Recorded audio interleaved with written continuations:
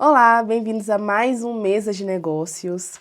Eu sou Maria Corselli e hoje eu estou com a Silvia Mundim para falar sobre gestão de pessoas, franquias e outras curiosidades também. A Silvia, gente, tem um currículo extenso, mas eu peguei um resumo aqui para falar dela. Ela é diretora jurídica da Milk Mu, advogada empresarial com atuação na área de franquias, possui especialização em direito empresarial e gestão estratégica de departamento jurídico, atua no INPI. Tem uma trajetória marcada por estruturação jurídicas das empresas e está lá no operacional e na estratégia da Milk Mu. Seja bem-vinda, Silvia. Obrigada por ter aceitado o convite. Obrigada, Maria. Mas você estudou bem aí. Segui no Instagram, vi a rotina. Claro. É que a gente faz o dever de casa bonitinho. Nem eu sabia que era isso tudo. Obrigada. Muito obrigada pelo convite. Estou muito feliz de estar aqui, né, dividindo um pouquinho dessa trajetória aí, ainda mais sendo entrevistada por uma grande mulher que também Obrigada. é você, né? Eu também te sigo. Olha só. Silvia, conta um pouquinho da sua trajetória pra gente. Eu falei da história da Milk Mu, mas eu sei que tem muita coisa que antecede a Milk Mu que fez você chegar onde você está hoje. Nossa, são muitas histórias. Eu vou tentar fazer um overview aqui para todo mundo, para o pessoal se pautar um pouquinho de como que foi. Eu sou de Rubiataba, eu sou nascida e criada numa cidade do interior que chama Rubiataba, aqui em Goiás. Lá tem quantos habitantes? Nossa, acho que uns 11 mil. É pequenininha. Muito pequena, muito pequena. Você conhece? Eu, de nome, sim, nunca fui. Aí, pois é. Todo mundo é assim, né? A cidade parece que é fantasma. Eu já ouvi falar, mas não conheço. E eu nasci lá porque minha mãe morava lá. Minha mãe era cartorária, dona de um cartório lá. E fiquei lá em Rubiataba até os 19 anos. Como que foi? Tive uma infância normal, como todo mundo, né?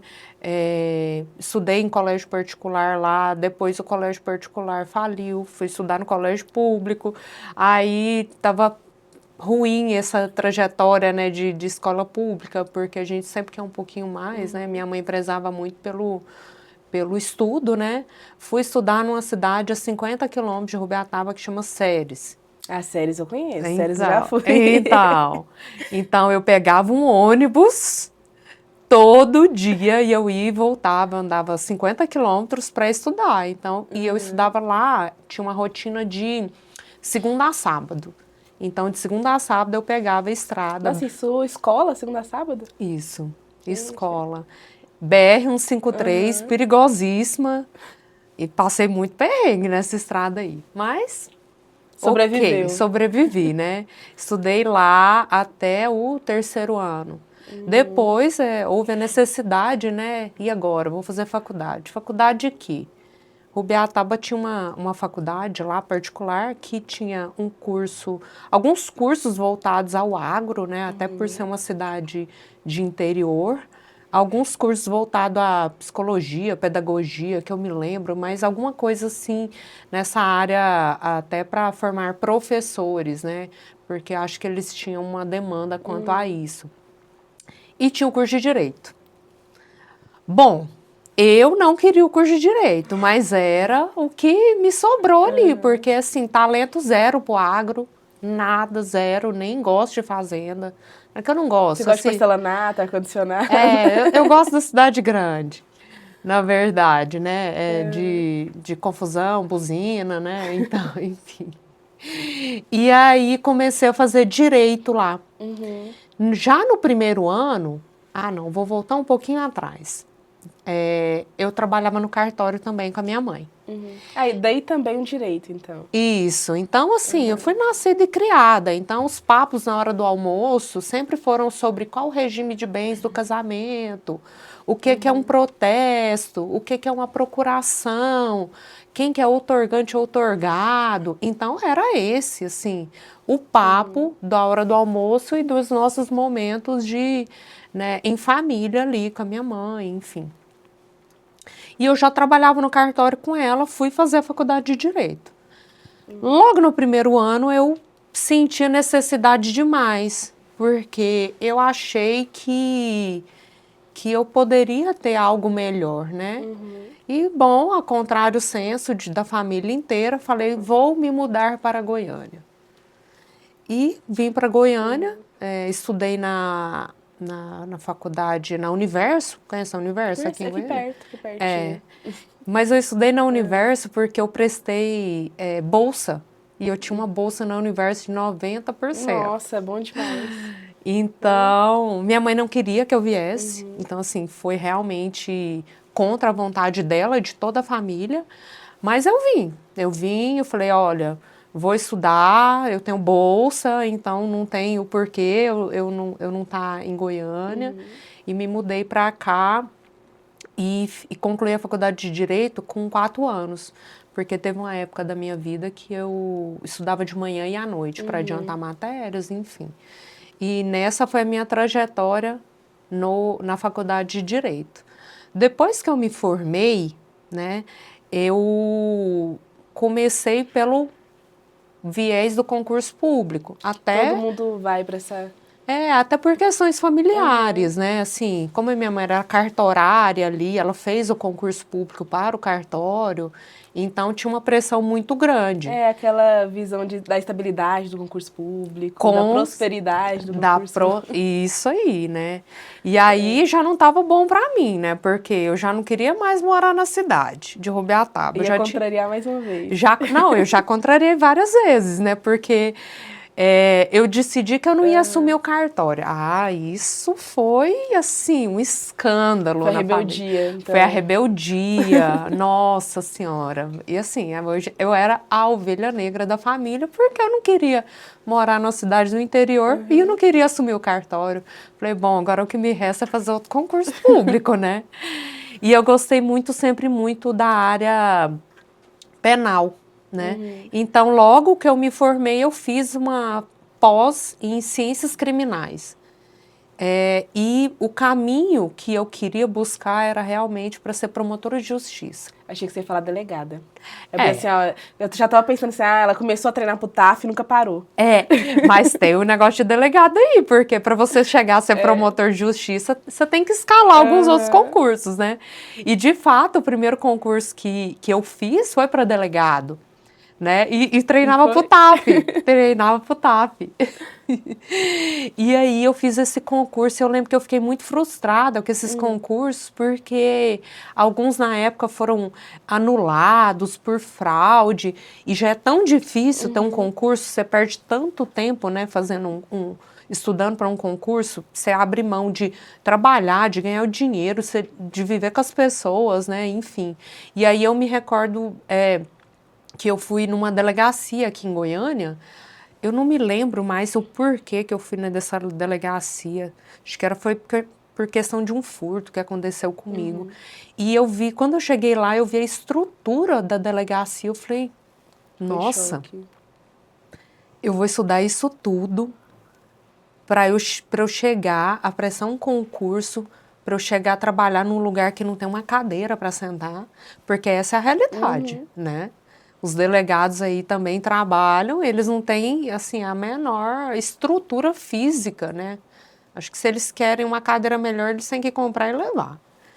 E aí eu falei, não é possível, né? Falei, não, mas então eu vou continuar, né? Eu quero ser promotora. Promotora deve ser melhor, né? Então... Deve ter cadeira. Deve ter cadeira, com certeza. Eu já vivia ali, já vivia muito esse mundo com os promotores de justiça e com os juízes lá em Rubiataba, né? Por causa da proximidade de ser cartorária, né? Eu já vivia esse mundo, né? E aí eu achava que ser promotor de justiça era muito glamouroso. Eu nunca quis ser juíza. Nunca quis. Né? Meu negócio, emoção. Eu queria ser promotora de justiça, porque eu achava o máximo o tribunal do júri, e aquelas causas, né? Enfim. Ok, nesse mundo de estudar para concurso, aí você fica... Tal do estudante, gente, é muito quebrado, né, coitado? E eu queria ganhar um dinheirinho, né? E eu precisava de um lugar para estudar. E aí eu fiz uma proposta para uma amiga minha, a Carol, de trabalhar no escritório dela. Mas o meu trabalhar, ela nem ia me remunerar. Eu ia cuidar do escritório, ela tinha um escritório que ficava praticamente fechado. E eu cuidaria do escritório, eu atenderia telefone, eu ia despachar no fórum para elas, eu ia fazer relatório de processo. Em contrapartida, eu ia ter um lugar silencioso para estudar. Ia estar vivendo um pouquinho ali aquele mundo do direito, né? Nesse meio tempo que eu estava no escritório, né, estudando e tal, eu estava prestando a OAB. Eu falei, bom, vou prestar a OAB, até porque requisitos do concurso público para alguns concursos, né, precisa de ter a ordem, não necessariamente a ordem, mas o período de experiência ali como advogado, eu já vou adiantando essa parte, né. Eu trabalhando no escritório, eu passei na prova da ordem. Em penal, sempre fiz penal, sempre. E aí, nisso que eu passei na prova da ordem, a Carol falou para mim, eu não sei o que você está perdendo tempo com concurso público. Você nasceu para advogar, só você não sabe disso. Eu me recordo muito bem, eu repito isso tantas vezes, em tantos lugares. E aí me deu um plim ali, falei, gente, realmente eu sou boa nisso, eu já era contratada para despachar com o juiz, para ir lá conversar, porque nunca tive problema com sentar com o juiz e explicar a minha visão da história. Com sentar com o desembargador e explicar, com o ministro, nunca tive problema com isso. Então, eu já fazia isso muitas vezes, eu já ficava lá horas esperando eles lá para conversar com eles. Então você gostava, mas não sabia também. Não gostava, não sabia, né? E o escritório delas era assim, total empresarial. Ah, agora eu entendi. Então, gente, onde vai chegar o empresarial? Isso aí, isso aí. E nisso eu peguei a carteirinha da ordem e comecei a advogar com elas ali no escritório. E do empresarial, como que surgiu? Elas trabalhavam com shopping center. Então, eu já comecei advogando no empresarial, no ramo de shopping center. Então, já nichado. Já muito nichado ali. E nisso eu fiquei, nesse ramo de shopping center, eu fiquei 10 anos. Bastante coisa. 10 anos. Eu trabalhei com elas, que aí o escritório prestava serviço para o shopping Bougainville na época. Então, trabalhei no Bougainville. Aí trabalhei mais em 2 shoppings do interior, que é em Tubiara e Catalão. Então eu também... Em Rubiataba não tinha shopping? Não. Atual. Até hoje não tem nenhuma galeria, né? Mas tem Milk Mu lá? Não tem. Tem que levar? Mas Rubiataba é tão pequeno que não tem nem população.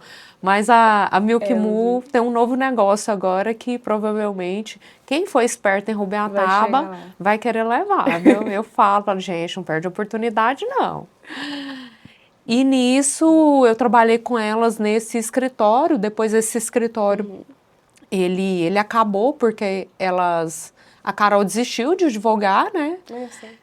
Hoje eu sou advogada. A pessoa que te falou que você nasceu para advogar desistiu de advogar? Desistiu. E hoje eu sou advogada dela em várias frentes. Gente. Então, sempre quando ela precisa e eu posso, eu faço, que né? Bacana ver isso aí. E a Carol, ela teve um papel muito grande e importante na minha vida. Eram 2 sócias, a Carol e a Flávia.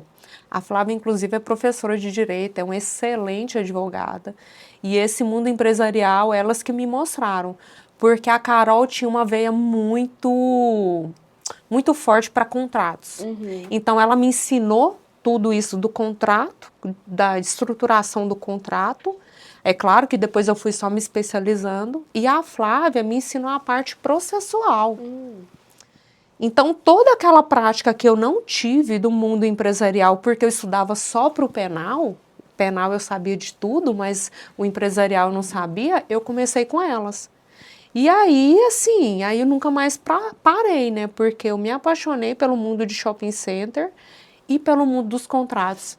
E nesse mundo dos contratos, que é os contratos atípicos, né? Que a gente chama no mundo de shopping center, veio também os contratos de franquia. Mas tem uma parte também muito interessante da minha vida, que quando você vai pensar e lembrar de tudo faz sentido. Tudo faz sentido. Eu sempre quis abrir uma franquia de cafeteria. E como que surgiu essa vontade? Porque eu amo café, amo, até hoje, né? Até nesse mundo de adulto premium aí, eu tenho um grande apreço pelos cafés especiais. Eu também. Tento. Você gosta? Demais, demais. Nossa, eu tenho até um grupo no Instagram, Tem? viu? Ah, eu Instagram não, no WhatsApp, WhatsApp? de degustadores de cafés. É muito legal, Eu viu? adoro. E aqui no escritório é engraçado que todo mundo que entra, que não conhece o café especial, é forçado a gostar. Porque aqui a gente serve café especial pra todo mundo, não só pra cliente. Aí no primeiro momento o pessoal pega assim, mas gente, esse café rala aqui. Ah, e não é, e não Mas, é. essa cor aqui desse café é estranha até gostar. É porque a gente está acostumado com aquele café ruim do fórum. Aquele café da firma, né? Café de licitação. Isso, amei. Repartição De pública. repartição pública. Deus me livre. Aquele café que você come até a borra, né? Nossa. Aquele assim. Você tem que encher de açúcar pra dar pra tomar. Aí eu não como açúcar, né? Então aí fica difícil. Aí eu tenho que tomar ele péssimo, né? Mas tem muito tempo que você tá nessa paixão pelo café especial. Sempre fui. Sempre foi. Essa paixão pelo café, ela surgiu com a minha avó. A minha avó é mineira, né? E aí ela me ensinou, ela, assim, a única. Ela não ensinou minha mãe, ela não ensinou mais ninguém da família. Ela me ensinou a tomar café muito cedo. Então ali Quase que na mamadeira. isso aí. Então logo lá, enquanto criança, né? Eu sempre tomei um café de qualidade torrado na fazenda e moído na hora. Nossa, aquele cheirinho. Então, É acompanhado com pão de queijo. Pão de queijo, eu gostava muito de banana frita. Lá em Minas Gerais tem muito isso, de banana frita com queijo. Então eu tenho lembranças muito especiais eu vi dessa até época. um aí do fundo. E o pão de queijo nem preciso te falar, né? Mineiro, café, pão de queijo, isso é combinação perfeita. E aí, voltando à questão da franquia, eu preciso lembrar. Ah, lembrei. Era uma franquia que eu queria abrir em Goiânia que chamava Franz Café. Isso tem muitos eu anos. conheço o Franz Café. Então, Minha primeira experiência com café especial foi lá. então Eu queria. lembro até o que eu pedi. Foi acho que a segunda vez que eu fui, na verdade, eu pedi um café com macadâmia. Ah, eu lembro desse café. Nossa, e só tinha lá. Ele era muito gostoso mesmo. Ele era Delicioso. aromatizado com macadâmia. Eu me lembro. Nossa, Eu também adorava gostava o desse Franz. café. E aí o Franz Café, ele tinha uma franquia muito cara. Então eu ficava ali sempre estudando ali a questão de como que era para trazer para Goiânia, eu ficava lá mandando mensagem no site, né? E aí eu não tinha dinheiro para essa franquia, aí eu lembro que tinha esse Franz Café ali no setor oeste, né? Eu nem sei se tem mais, eu acho que ele Eu já acho que não fechou. tem mais, não. Era oeste, na minha lembrança eu achava que era sul, mas era Lá, oeste. não lembro. Mas eu lembro desse. Tinha um numa galeria e tinha um maior ali perto desses restaurantes agora famosos que tem, né? O Botelli, por ali. O primeiro foi um dos pioneiros, né? Das cafeterias de café especial aqui em Goiânia. Sim, é pioneiro nessa linha de café também gourmet aí, que o pessoal gosta de cafés gelados, né? Enfim. E aí eu ficava ali sempre estudando. Tá, beleza. Meu primeiro contato com franquias foi nessa época que eu queria, na verdade, um negócio de café e eu queria uma franquia de café. E isso passou, né? Com o tempo e com o trabalho nos shoppings, eu também tive a oportunidade de analisar alguns contratos de franquia de lojistas. Então, eu me recordo de contratos com a Subway, de contratos com girafas. Então, de ver isso sob o prisma ali do shopping. Então, 2 contratos totalmente atípicos, né? O contrato de shopping e o contrato de franquia. E aí eu comecei a estudar cada vez mais. Logo na minha primeira especialização de direito empresarial, o meu tema de monografia foi contratos de shopping center, né? E aí depois fui estudando e sempre foi um assunto que vira e mexe estava vindo na minha vida, eu estudava, enfim, né? Eu tive clientes também que me pediram análise de contrato de franquia e nisso A vida foi te levando. foi me levando Desde o começo, você que não via. Eu que não via. Você que tava lá insistindo no penal. Não, eu tava lá. Não, gente, eu vejo notícias no Instagram. Até hoje eu vejo a notícia de um crime, eu faço dosimetria de pena na cabeça. Meu Deus. Mas assim, passou o direito penal, ele é só bonito para estudar, para atuar, para mim é sem chance, né? E esse mundo do empresarial cada vez mais me encanta. Porque eu sempre me pautei na advocacia por pensar pelo lado do cliente. Então, falei, bom, para eu advogar, eu tenho que tentar ali uma forma. Como que eu vou fazer? Porque no penal, você tem que acreditar na inocência do seu cliente. E no empresarial? Como que eu ia fazer isso, né? E aí eu tinha, por mim, até por essa veia mais empresarial e assim, empreendedora que eu tenho, né, de querer trazer as coisas para Goiânia que não tem, eu pensei, bom, eu acho que o caminho para eu fazer a melhor defesa para o meu cliente é tentar me sentar na cadeira do cliente. E a visão é totalmente diferente quando você É muito empreende. diferente, é muito diferente. Então, foi ali que eu tive aquele insight, né, que mudou completamente e é o que me moldou na carreira empresarial, sabe, do mundo empresarial. É pensar pelo lado do cliente, porque nós, como advogados, nós sempre queremos ali seguir a lei e todos os processos, mas e o olhar empresarial? Como que eu vou compreender o cliente para ajudar ele melhor? Eu falo muito, Silvia, que a gente tem que acreditar no nosso cliente, né? Então, assim, acreditar no negócio daquele cliente. Eu também advogo na área empresarial. E todos os clientes que eu tenho na minha carteira, a primeira conversa com eles, eu gosto sempre de falar assim, olha, eu sei do seu sonho, o que você teve que caminhar para chegar até aqui. E eu sei que por trás do CNPJ tem você, tem seu CPF e tem vários CPFs também que dependem desse CNPJ. Então a minha atuação, a atuação do advogado empresarial vai ser no sentido de buscar o melhor benefício para aquela empresa, né? Então o melhor benefício pensando em impactar todos esses outros CNPJs que dependem todos os outros CPFs, né, que dependem daquele CNPJ. Então é engraçado que cada contrato que a gente analisa não é meramente aquelas normas, aqueles procedimentos que estão lá, mas que lá pode mudar completamente a operação. E mudando completamente a operação, muda completamente o faturamento daquela empresa, o sucesso daquela empresa e muda o sonho também daquele CPF que está por trás. Então, assim, é uma atuação que, no primeiro momento, parece muito fria, né, a atuação empresarial. Estou lendo contratos, estou analisando contratos, estou analisando a lei. Mas quando a gente vai ver o impacto disso na sociedade, é muito grande. É um impacto invisível, que no primeiro momento a gente não enxerga. Mas tem um impacto muito grande também. Não, e aí é uma visão, você trouxe um ponto, assim, é uma visão mais humana, Mais né? humana. Mais humana, porque nós advogados somos muito taxados, realmente, por essa visão fria, né? Fala assim, nossa, mas você não tem coração e tal. E, de fato, a empresa não tem coração, né? Ela é um CNPJ, mas por trás tem um coração que é o do CPF, o dono. E aí você me lembrou de uma coisa também que eu acredito muito nessa da advocacia empresarial. Para você fazer o melhor trabalho, primeiro, você senta no lugar do seu cliente, na cadeira do seu cliente. E outra, você tem que entender a fundo o seu negócio. Sim. E o negócio do seu cliente. Então, tem um cliente aí, não sei, hoje eu trabalho com franquia de milkshake. Mas se eu tenho um cliente que é do agro ou de uma indústria, eu tenho que ir lá fazer um treinamento nesse lugar. Eu me lembro da época que eu advogava para o Shopping Passeio das Águas. Nessa atuação de shopping, eu também passei por lá. E eu tinha muitas ações indenizatórias, né? Então, são clientes que processam o shopping por alguma falha. E sempre quando tem muitas ações, tem um problema operacional. Sempre, sempre.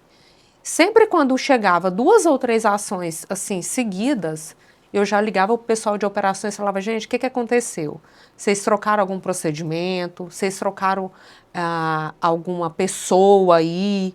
Porque não faz sentido isso aqui. O problema nem sempre é só jurídico. Não é. Pode ser de gestão. O problema jurídico ali, ele é o último. Sim. Eu falo que o jurídico, ele tem que ser a última cartada. Ele tem que ser a última cartada. Então, por isso que eu sempre acreditei que um jurídico bem feito, a partir de uma visão de dentro da empresa, ele tem que olhar o negócio como um todo e começar pelos processos.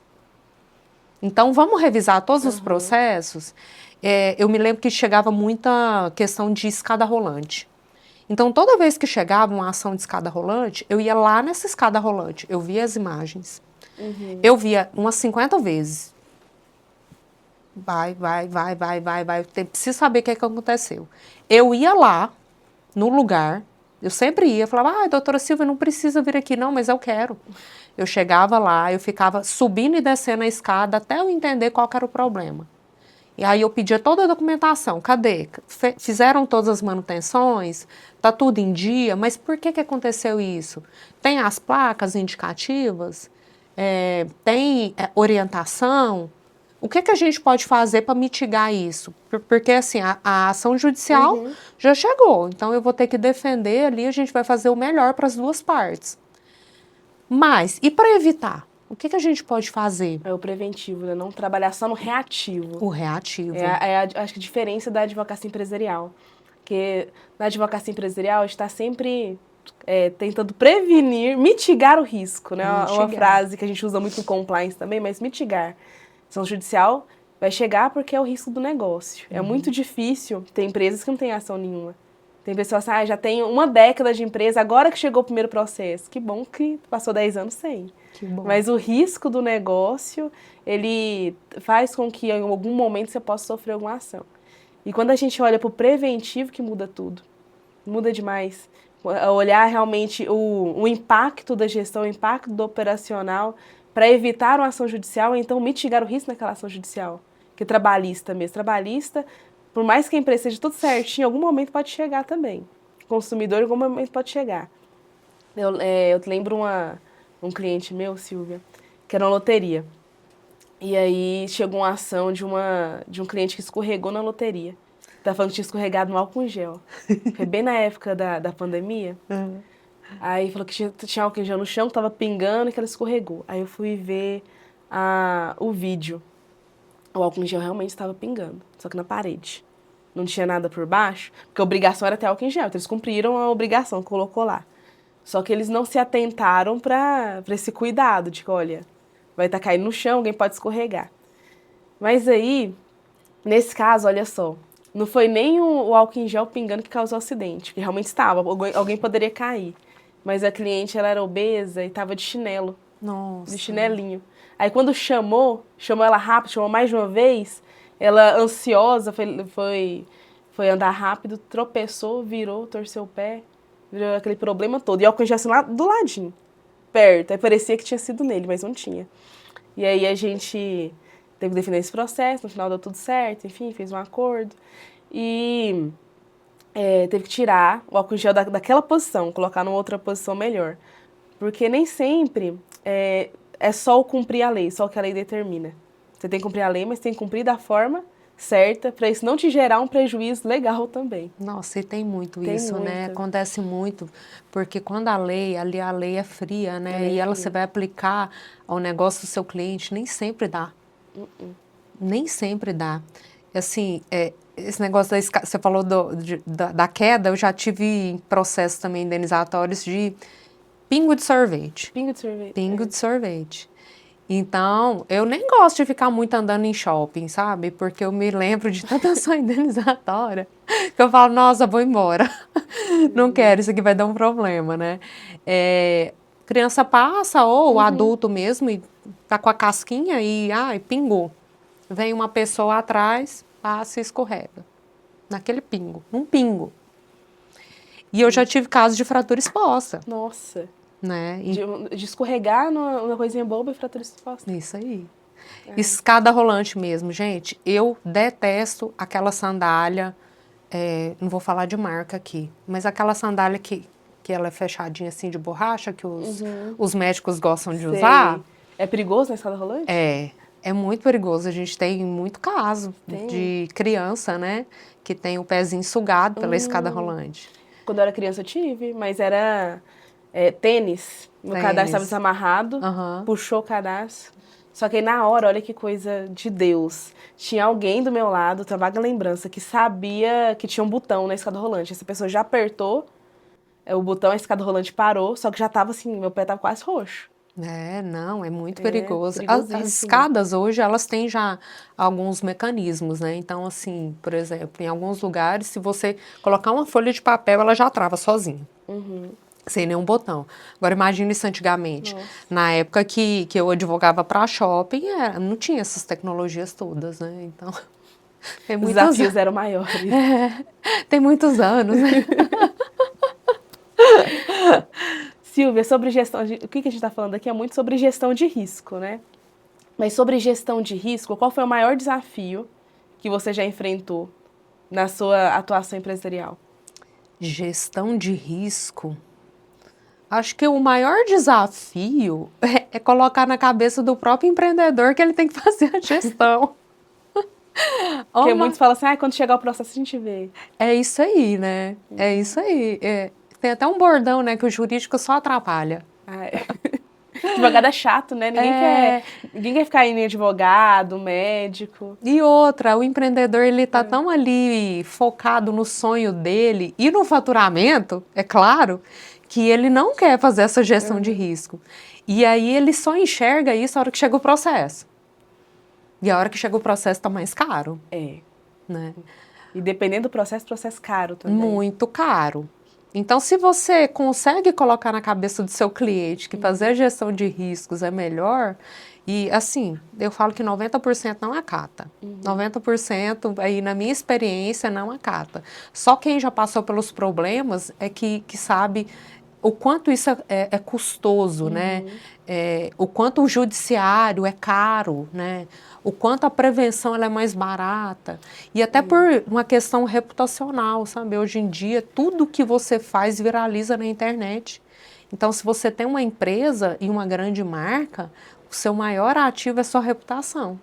Com certeza. E franquia ainda mais, né? Demais. Agora, você imagina, você tem uma escala em rede. Se você tem um escândalo dentro de uma rede, até o pessoal esquecer isso. Sei que eu lembro, teve da Subway. Você até citou a Subway no começo da nossa conversa, né? Subway cresceu muito, o modelo de franquia demais. Tiveram alguns erros operacionais, né? De não se atentarem para a concorrência entre os próprios franqueados. Tinham franquias muito próximas uma da outra. E teve uma época que a Subway, que estava vendendo a imagem de comida saudável, de fast food saudável, tinha um garoto propaganda desse fast food saudável. Não lembro. Não me recordo o nome dele agora. Mas ele viralizou falando que tinha emagrecido mais de 30 quilos só comendo Subway. Aí o que a marca fez? Não fez uma due diligence nem nada, só chamou ele para ser o garoto propaganda da marca.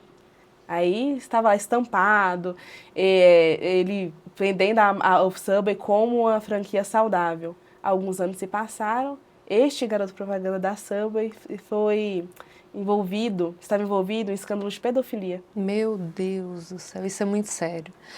Lá na Milk Moo, como é uma empresa muito jovem, né?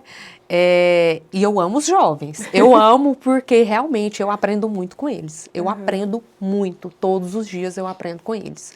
Porque a gente não tem tempo, né, de ficar parando. Então, você fica vendo eles e fala, olha, gente, me ensina isso aqui, como se eu fosse uma criança de 5 anos.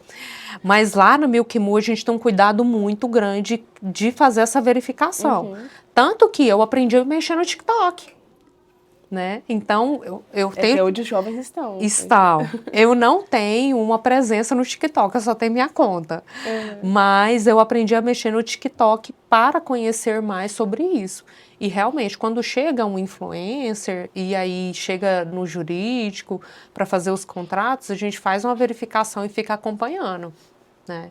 Porque cada um no seu papel, realmente, o marketing, ele vai olhar ali a quantidade de seguidores, o engajamento, o que aquilo ali pode gerar para a marca, né? Sim. O jurídico vai olhar a questão reputacional e se ele também, que é uma coisa muito importante, se ele está alinhado à missão, visão e valores da marca. Com certeza. Lá na Milk Moo a gente vive isso e a gente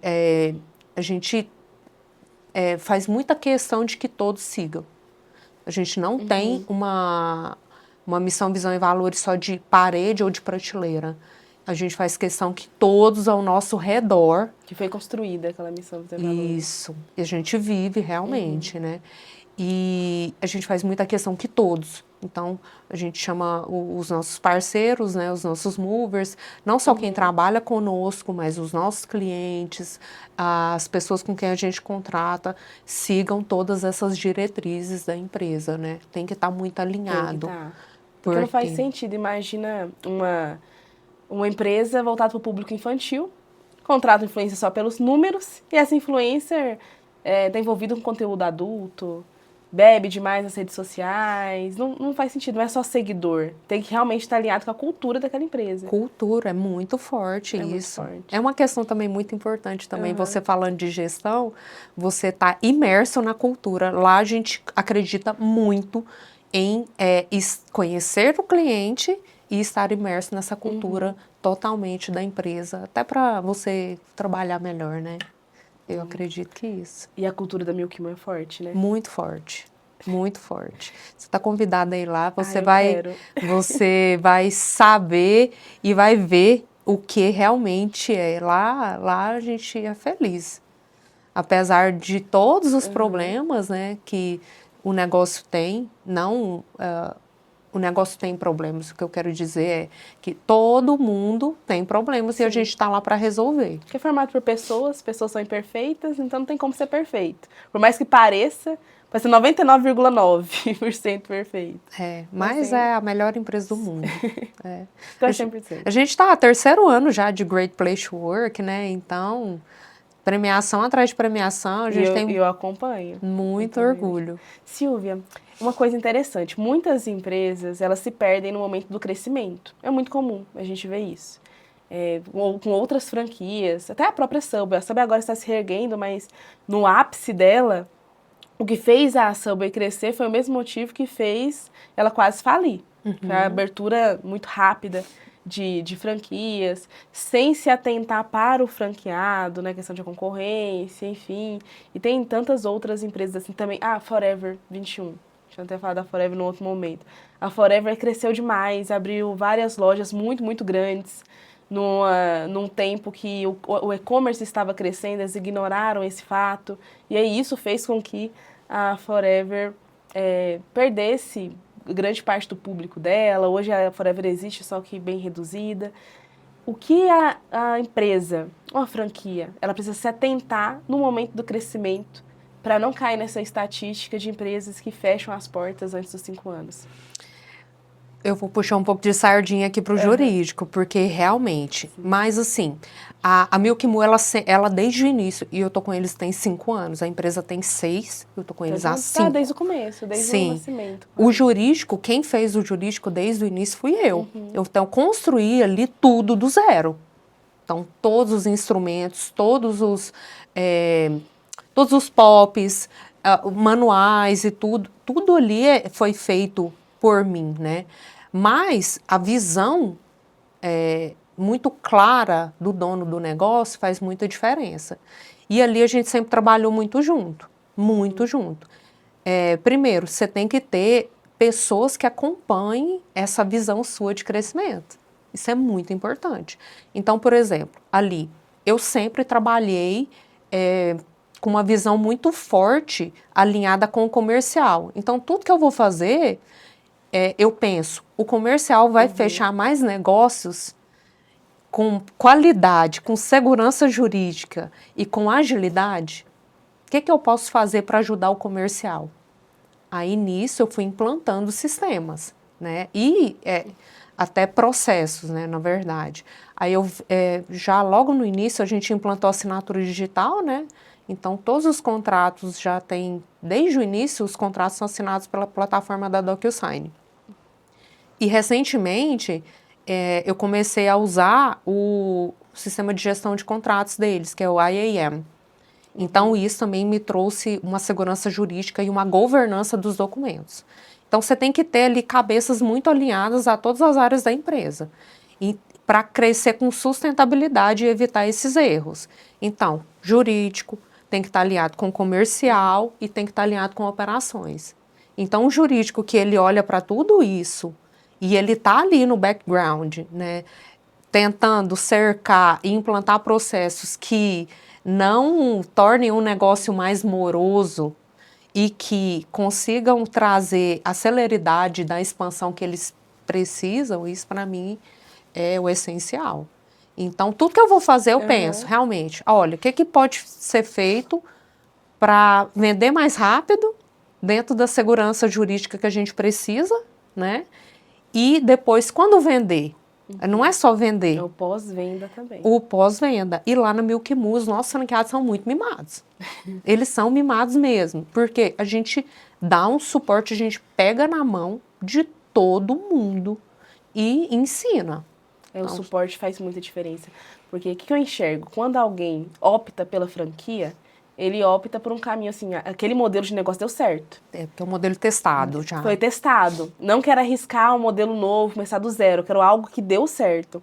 Então tem essa espera do treinamento para fazer dar certo também. Porque até impacta na franchise, né? Se um franqueado não está bem treinado, se ele não passa a cultura da empresa, isso afeta um todo, não é somente ele. Essa visão de olhar a empresa como um corpo mesmo, em que não somente sua maquiagem, né, a pele tem que estar boa, mas internamente também está bem, as vitaminas têm que estar bem, tem que estar operando bem, faz muita diferença, é o que vai dar sustentabilidade mesmo para a empresa crescer saudável. E você tem que ter essa visão mais acelerada, você tem que estar sempre um passo ali na frente. E aí em todos os sentidos. Então, eu citei comercial, porque o comercial realmente é a porta de entrada da empresa. Mas depois que você fez a venda ali, e você está com os documentos ali tudo certinho, então a parte documental está toda correta. Foi alinhada as expectativas? Foi. Lá a gente é muito honesto. Tem clareza, né? Em alinhar as expectativas. Mas eu vejo também, você citou esse negócio do franqueado que compra, né? Ele também é um empresário. Sim. Ele tem que trabalhar. Então, assim, não existe fórmula mágica. Você tem o melhor negócio do mundo. Mas se você não trabalhar... Você tem que estar comprometido. Tem que estar comprometido. Não somente envolvido, né? Pensa só, a gente faz um manual do jurídico e entrega para a empresa. Fala assim, olha, empresa, tá aqui esse manual aqui para você evitar vários problemas que você já teve ou que você possa ter. Na minha experiência, eu já vi empresas com esses problemas e vai dar esse problema. E a gente, como advogado, a gente tem essa visão meio mística. Vai dar problema. Se você entrega esse manual para o seu cliente, imagine que seu cliente é seu franqueado. E o seu cliente, ele não cumpre esse manual, a culpa é sua? Claro que não. Então tem que ter muita clareza do papel de cada um nessa relação. E aí o combinado não sai caro. Então o que é dito e é combinado desde o início, depois ele não pode reclamar. Silvia, você acha que tem um perfil de pessoas que é para a franquia? Porque é o que eu penso, que tem, na minha visão. Se a pessoa ela é muito inovadora, muito disruptiva demais, quer fazer as coisas do jeito dela, já não serviria para franquia, porque você tem que seguir um modelo. É aquele teste que deu certo, você tem que seguir aquela fórmula lá que funcionou. Não dá para você inventar. É isso mesmo? Mais ou menos, mais ou menos. O que eu acho? Eu acho assim, tem que ser um perfil que acate os padrões, porque uma franquia e um modelo de franchising, ele é feito de padrões. Então, eu não vou ter um contrato para cada franqueado meu, eu não vou ter um manual para cada loja, e isso tem que estar bem unânime na rede, né? Para a gente conseguir dar o suporte pro franqueado também em rede, a gente precisa que os processos sejam seguidos por todos. Mas também, se é um franqueado que é muito disruptivo, ele também... fazer um milkshake verde e amarelo agora para a Copa. Mas ele pode ser seu amigo, ele pode trazer essa ideia e depois se você tem que ter uma escutativa. Você tem que ter uma escutativa. Eu gosto muito disso também, falar, olha, será? Vamos ver? Eu falo isso muito para minha equipe. Olha, tem isso aqui, essa cláusula aqui ela foi feita porque pode acontecer isso, ou já aconteceu isso, ou é para evitar isso. Mas, na vida real, como que está acontecendo? Né, a gente já teve casos de ideias brilhantes que vieram de franqueados. E ideias que melhoraram a operação. Então, a gente tem essa escutativa assim. Vamos escutar, vamos ver. Será que faz sentido? Porque ali ele é o nosso melhor amigo. Porque a gente está aqui no background fazendo tudo e prestando todo o suporte. Mas quem está ali frente a frente na operação com o cliente e com os funcionários é quem realmente está vivendo a realidade. E imagina só, um Brasil desse tamanho, a realidade em cada local é diferente. A gente tem essa escuta. Se realmente é possível a gente fazer e escalar na rede, a gente faz. Agora, se não é possível, aí a gente fala, olha, vamos guardar para um outro momento. A gente tem essa oportunidade de dar escuta para melhorar o procedimento, melhorar a entrega. Melhorar a entrega, sempre. Sempre, sempre, sempre. Você tem que escutar seu cliente. Até porque, Silvia, a cultura muda, né, de região para região, mas também o público muda. Muda. Demais. Muda. Então, assim, o público antes de 2020 era um, pós 2020 é outro, talvez pós 2026 seja outro. Então, o modelo de negócio ele ficar muito engessado no que deu certo há 15 anos atrás, pode ser que o que deu certo há 15 anos atrás seja o motivo de não dar certo agora. Porque a cultura, o comportamento, ele é mutável. Não, e isso assim, tanto dentro da empresa quanto da nossa empresa, vamos dizer, como jurídico, né? Eu tenho um hábito de revisar todos os contratos em determinados períodos, né, do ano. Então, a COF, o contrato principal, ela sempre tem uma versão a todo ano. Né? Não vou revisar todo mês, porque senão fica impossível de fazer a própria gestão dos contratos e operacionalizar. Mas se você tem essa cultura de sempre estar fazendo essa revisão dos documentos, e aí é uma questão de governança e compliance, né, que você gosta muito, eu acho que também é uma forma também de estar sempre atualizado, não engessar o negócio e olhar também. Eu sempre gosto de colocar na minha última página da agenda, apesar de ser uma pessoa que gosta muito do digital, eu gosto de ter uma agenda, às vezes, para escrever. Eu gosto de escrever, eu preciso ter o papel. E aí eu sempre tenho a minha agenda do ano. Eu tenho a primeira página, que é onde eu escrevo uma frase ali que vai pautar todo o meu ano, e vira e mexe eu estou ali lendo ela e refletindo o porquê que eu escrevi aquela frase naquilo. E todos os insights para o ano posterior estão na última página, estão sempre no dia 31 ali. Porque quando eu chegar no dia 31, eu já tenho um compilado de tudo que eu tenho que fazer para o ano seguinte. Então, também é um pouco de organização aí para o jurídico como um todo. Sabe uma coisa que me chama a atenção? Na sua postura na Milk Moo, eu vejo que, de fato, você é comprometida com o negócio. O que é o comprometido? O envolvido tá lá, a pessoa que é envolvida. Tá lá, mas o comprometido, ele se doa mesmo pro negócio. Então, ele veste a camisa, você literalmente veste a camisa. Eu vejo a camisa da vaquinha com as cores. Silvia, o que a gente faz? Agora, uma dica, não vou nem falar dica, que eu acho que é fraco dica, né? Conselho. Um conselho valioso para o empreendedor, para os empresários, de como ter pessoas comprometidas com aquele negócio. Franqueado, colaboradores, comprometidos. Não, eu vou até fazer um adendo, que hoje está muito visível pela Milk Moo, né? Mas a minha vida inteira, né, até como a gente já tinha conversado já no início, eu sempre fui comprometida com os meus clientes. Sempre, sempre, sempre, sempre. E por vezes eu sou até criticada. Mas é meu jeito de trabalhar. Eu nunca consegui mudar nesses 20 anos aí que eu tô nesse mundo do direito, há nem sei quanto tempo mais de advogada, né? Gente, eu tenho 40 anos. Não vou mentir minha idade, não. Tenho muito orgulho dessa idade, até pela trajetória que me trouxe até aqui. Mas se eu pudesse dar um conselho para a pessoa que vai contratar um advogado, a primeira coisa, você tem uma cultura forte, então você tem que fazer com que a pessoa que trabalha com você, principalmente o seu advogado, também entenda isso. Claro que a gente como advogado, a gente tem vários desafios, né? Falar não pode e tal. Mas você sempre, antes de dar um conselho, fazer uma reflexão.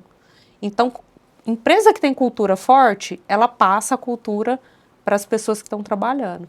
E não tem problema nenhum, porque você contratou uma pessoa, ela não conseguiu, troca. Não é que ela não serve ou que ela é incompetente. Às vezes ela só não está alinhada à sua cultura. E quando você encontrar essa pessoa, você não larga a mão dela, não.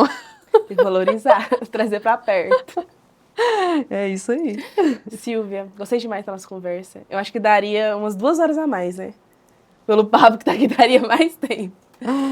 Então, mas muito obrigada. Acho que isso vale até uma parte 2 depois pra gente conversar mais. Vamos sim. Vamos. Vamos falar mais sobre gestão, Vamos. sobre interno, né? Às vezes a visão, porque eu já tive dos dois lados, né? Uhum. Tanto do escritório de advocacia quanto do advogado interno. Então, tem muita história para ser contada, Maria. Então tem muito conteúdo ainda pra gente gravar. Tem. Quero na Milk Moo, escorregar lá no escorregador que tem. Aham. Ver lá o nosso aquário. Sim, tomar milkshake também. Tomar milkshake, isso aí. E o bom é que mesmo nesse tempinho frio, o povo toma, né? Toma. Os nossos milkshakes são um sucesso no Sul. É inacreditável. Curioso, né? Curioso, São Paulo nesse frio. E o pessoal tomando. É muito, assim, é um sucesso, eu fico impactada. Mas eu acho que é um hábito de cultura de pessoas que vivem em locais mais frios de tomar sorvete. Então Não sei. não é um risco a temperatura. Não é, mas eu tô feliz. Enquanto eles estão tomando muito milkshake, é sinal de que tá muito bom e a empresa vai crescendo. Que bom. Obrigada, Silvia, pelo seu tempo. Obrigada. Obrigada a vocês também por acompanhar a gente. Tô sempre trazendo mulheres extraordinárias. E eu fiquei muito feliz a Silvia ter aceitado o convite para brilhantar aqui o nosso podcast. E fique com a gente. Se esse podcast fez sentido para você, siga, comenta aqui, manda para quem precisa também conhecer e entender um pouco mais desse mundo dos negócios. E me segue lá no meu Instagram, Qual né? é o seu arroba, Silvia? @Silvia Mundim. Eu vou falar hello people para vocês todos os dias. Eu espero que vocês gostem, viu? E tem conteúdo fitness também lá. Não é conteúdo jurídico, não. Tem de Tem tudo. um pouco, mas tem de tudo, né? Obrigada e até a próxima.